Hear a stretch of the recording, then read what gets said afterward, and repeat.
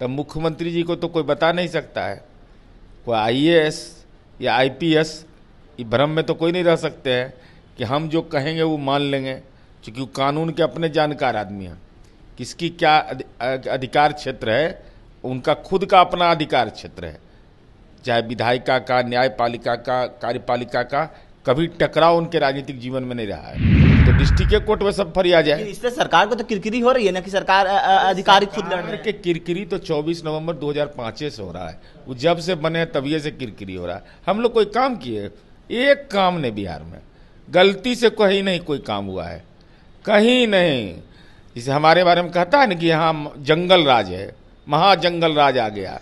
उत्तर प्रदेश में तो कोई चुगलई भी नहीं करता है। पाठक अतुल प्रसाद को लिख दिए कि अगर नहीं हमारी बात मानी तो कानूनी उसके बाद न मिले हैं सब। अरे सब पत्राचार के बाद न मिले हैं। ये 6ठा अध्याय था, 7वां अध्याय में मिल लिए। 7वां अध्याय में मिलिए लिए तो बतवे खत्म हो गया। अब तो पूजा पाठ हो गया, अब तो प्रसाद खाइए। नमस्कार, आप देख रहे हैं न्यूज़ फॉर नेशन में आपके साथ अभिजीत सिंह। शिक्षा विभाग के अपर मुख्य सचिव के पाठक जब से शिक्षा विभाग के मुख्य सचिव बने हैं तब से वो सुर्खियों में है। वहीं बात करें तो लगातार वो बीपीएससी के जो चेयरमैन है अतुल प्रसाद और के पाठक के बीच जंग छिड़ी हुई है, जहां कल मुख्यमंत्री नीतीश कुमार ने हस्तक्षेप भी किया और उन दोनों अधिकारियों को बुलाकर बात भी की। लेकिन फिर भी के पाठक हैं जो अतुल प्रसाद के साथ जवानी जंग में छिड़े हुए हैं। इसी बात करने के लिए हमारे साथ हैं जनता दल यूनाइटेड के मुख्य प्रवक्ता नीरज कुमार। कैसे देख रहे हैं लगातार अतुल प्रसाद और के पाठक जवानी जंग में छिड़े हुए हैं? बिहार लोक सेवा आयोग एक स्वायत्त संस्था है। उनके चेयरमैन को भी अधिकार प्राप्त है। चेयरमैन को विभिन्न विभागों की अधियाचना के आलोक में बड़े पैमाने पर नियुक्ति करनी होती है। विभाग पर दबाव भी रहता है लोक सेवा आयोग पर। और शिक्षा विभाग की भी मूल जिम्मेवारी है कि शिक्षकों की संख्या को कम जो है तो उसको राष्ट्रीय अनुपात में हम कैसे छात्र शिक्षक में लाएं। शिक्षा विभाग ने अधियाचना भेजा, अधियाचना पर नियुक्ति की प्रक्रिया प्रारंभ हुई। अब संलेख के वेरिफिकेशन के मामले में सत्यापन के आलोक में शिक्षकों को ड्यूटी पर लगाया गया। इसी पर विवाद की शुरुआत हुई। तो ये एक दूसरे को समझने की जरूरत है भाई। यह आपके लिए भी है, आपके लिए भी है, और इसके लिए नियमावली बना हुआ है। नियमावली में लक्ष्मण रेखा तय है। उस लक्ष्मण रेखा को किसी को पार नहीं करना चाहिए। तो अब मुझे जानकारी नहीं है, जब जैसा बताया गया पूर्व में कि माननीय मुख्यमंत्री जी ने इसको संज्ञान में ले लिया। तो जब मुख्यमंत्री जी संज्ञान में ले लेते हैं तब मुख्यमंत्री जी को तो कोई बता नहीं सकता है।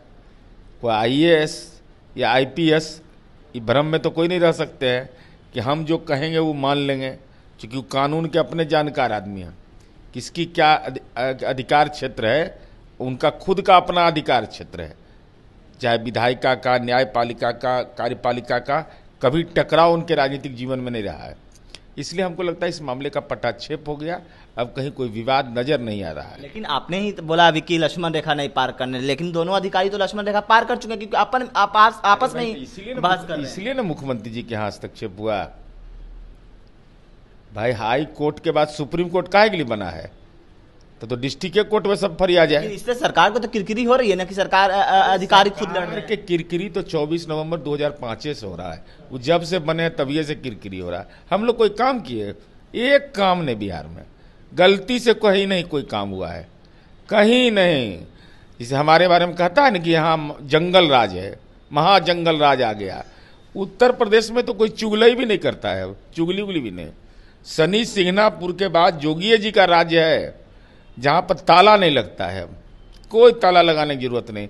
अब पुलिस के हाथ से हथियार भी ले लिया गया कि यहाँ तो राम राज्य है, यहाँ तो कोई ज़रूरतें नहीं है।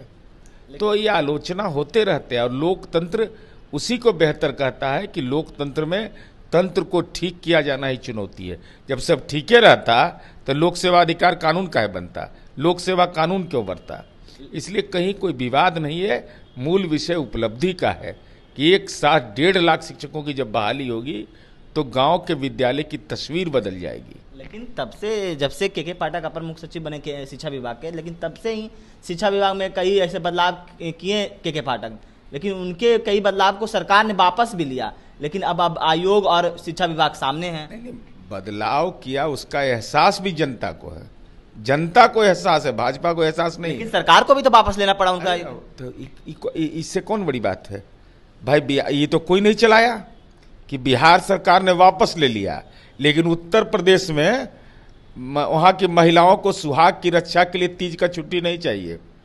वहाँ सूर्य भगवान का सूर्योदय नहीं होता है, वहाँ सूर्योदय होता ही नहीं है जोगी जी के राज में, तो वहाँ तो छठ का छुट्टी एक दिन। वहाँ अनंत चतुर्दशी बनारस पंचांग में बोगस लिखा हुआ है, अनंत चतुर्दशी नाम का कोई पर्व नहीं होता है, तो इस पर तो कोई चर्चा नहीं करता है। लेकिन ये मेरा सवाल ये है कि अधिकारी अपने फैसले ले लेते हैं सरकार से बिना पूछे हुए, क्योंकि बाद में वापस लिया जाए। नहीं, वो अधिकारी को, शहर विभाग को अधिकार, ये कार्यपालिका के तहत अधिकार प्राप्त है कि वो अपने विभाग के अंदर नीतिगत फैसला लेगा, उसको समीक्षा करने का अधिकार मुख्यमंत्री जी का होता है, लेकिन हर विभाग को अपना अधिकार क्षेत्र प्राप्त है। तो जो अभी अतुल प्रसाद और के पाठक पे जंग छिड़ी, उसमें क्या कहिएगा सरकार? जंग कहाँ है? आप ही बता रहे हैं कि मुख्यमंत्री जी से बात हो गई तो बात खत्म हो गया।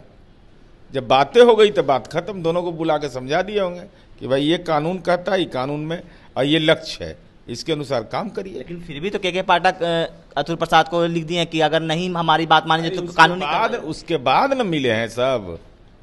अरे सब पत्राचार के बाद न मिले हैं। ये छठा अध्याय था, सप्तमा अध्याय में मिल लिए, सप्तमा अध्याय में मिलिए लिए तो बतवे खत्म हो गया।